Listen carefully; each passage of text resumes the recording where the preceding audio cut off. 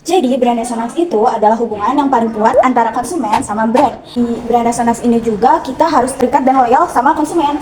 Dan di sini aku ada 4 piramida. Ini piramidanya. Yang pertama itu ada brand silence. Brand silence ini adalah brand yang harus diingat atau diketahui. Jadi brand silence ini itu meliputi awareness yang mudah diingat. Brand silence ini juga contohnya itu kita butuh sepatu dan pasti yang kita ingat langsung Nike atau Adidas atau yang lain.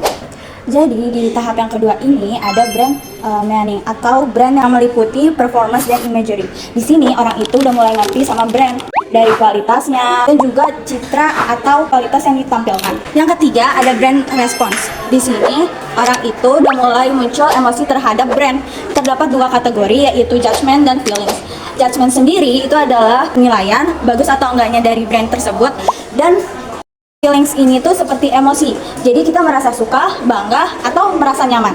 Dan di tahap yang paling atas atau brand resonance sendiri, artinya I feel contact to you, yaitu artinya saya merasa terhubung dengan brand ini. Dapat 4 kategori yaitu loyalitas tinggi, repeat purpose, engagement aktif, dan ikut komunitas. Ini puncak hubungan dari brand dan konsumen. Pernah kepikiran nggak sih kenapa brand itu punya fans yang fanatik banget? Itu namanya brand resonance, dan ini 4 dimensinya. Pertama, behavior reality. Ini soal kebiasaan. Konsumen bukan hanya beli sekali, tapi bakal balik lagi dan lagi. Brand ini udah jadi daftar menu wajib bagi mereka. Yang kedua, attitudinal attachment. Ini udah main perasaan.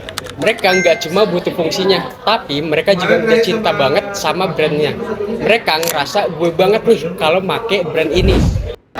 Yang ketiga, sense of community. Pada tahap ini, pengguna brand merasa sudah memiliki komunitas kecil dan keluarga baru.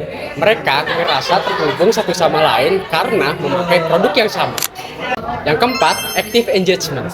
Konsumen itu rela ngabisin waktunya buat join forum, bikin konten review, bahkan belain brand yang dihujat. Mereka itu udah kayak layaknya brand ambassador gratisan. Kalau dipikir-pikir, aku udah lama juga ya pakai brand Oppo. Bahkan sekarang aku punya 2 handphone Oppo. Ini bukan sombong ya, tapi ini adalah salah satu bentuk dari brand attachment, yaitu kondisi di mana konsumen punya keterikatan emosional yang sangat kuat terhadap sebuah merek. Nah, ada self-expression theory yang menjelaskan bahwa seseorang bisa mengekspresikan identitas dan nilai dirinya melalui sebuah merek yang mereka gunakan. Dan secara psikologis, keterikatan ini terbentuk dari rasa terhubung dan rasa nyaman terhadap sebuah merek. Juga dipengaruhi oleh pengalaman, memori emosional, dan interaksi digital yang memperkuat hubungan antara konsumen dan merek itu menjadi semakin dekat. Contohnya adalah aku ini. Awalnya aku merasa cocok dengan brand Oppo ini secara fungsional aja, tapi lama-lama aku mulai merasa nyaman, dan bahkan sekarang aku sering bilang bahwa aku cinta banget sama Oppo.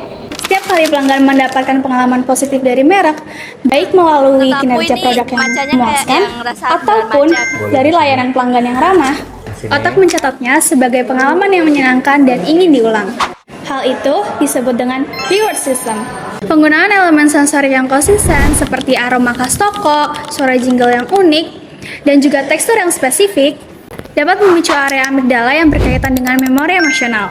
Nah, hal tersebut disebut sensory branding. Neuropemasaran mengajarkan bahwa emosi adalah pendorong utama keputusan manusia.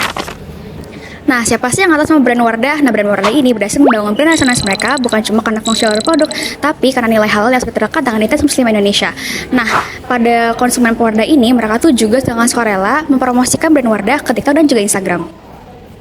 Nah, siapa juga sih yang atas sama brand Apple? Nah, brand Apple ini membangun brand resonansi mereka dari ekosistem produk yang saling terhubung dan juga terkoneksi. Nah, hal ini menunjukkan bahwa brand resonansi itu bukan cuma hanya karena dari fungsional produk, tapi juga ikatan emosional.